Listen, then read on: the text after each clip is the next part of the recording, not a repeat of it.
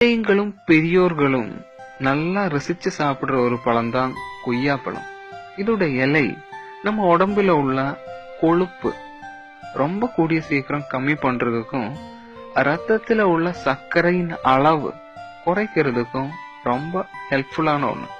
அந்த மாதிரி நம்ம வாயில் ஏற்படும் பற்களின் வலி, அந்த மாதிரி வாய் புண்ணு, நம்ம செரிமானம் இதெல்லாம் சரி பண்றதுக்கும் கொய்யா இலை சேர்க்கிற டீ குடிக்கிறதுனால நமக்கு ஹெல்ப் ஆகும். கொய்யா இலையின் இந்த சக்தி எப்படி பயன்படுத்துறதுன்னு சொல்றேன். கொய்யா இலை வெயிலில் காய விட்டு தூள் செஞ்சு டீ தயாரிக்கும் போது அதோட சேர்த்து வேணும்னா பயன்படுத்தலாம். இந்த மாதிரி நமக்கு தூள் செய்யறதுக்கு டைம் இல்லை அப்படின்னா ஒரு நாள் நம்ம டீ தயாரிக்கும் போது அதுல ஒரு 2 இலையாவது நம்ம சின்ன சின்னதா கட் பண்ணி போட்டு நமக்கு அதோட சேர்த்து டீ தூளும் சர்க்கரையும் சேர்த்து நமக்கு டீ ரெடி பண்ணிட்டு குடிக்கலாம்.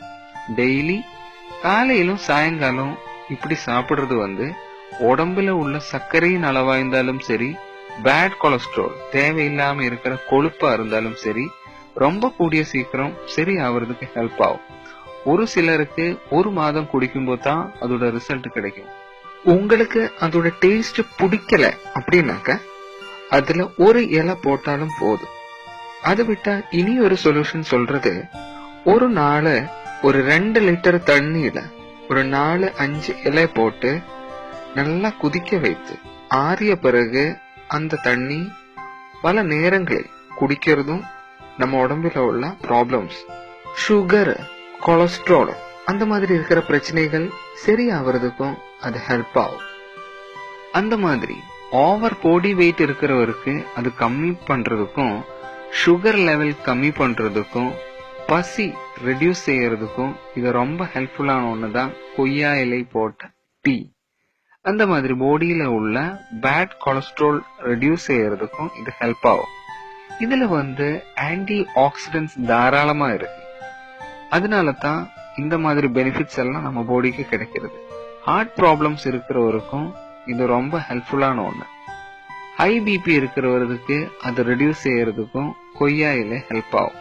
இதுல லைகோபீன் அப்படின்னு ஒரு ஆன்டி ஆக்சிடென்ட்ஸ் தான் இதுல இருக்கு.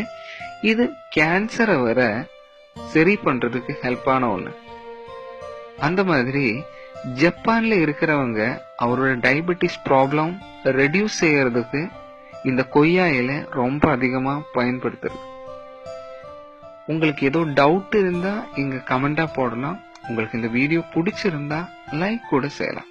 இந்த மாதிரி இன்ஃபர்மேட்டிவான வீடியோஸ் இனியும் பார்க்கறதுக்கு சப்ஸ்கிரைப் கூட செய்யலாம். தேங்க்யூ.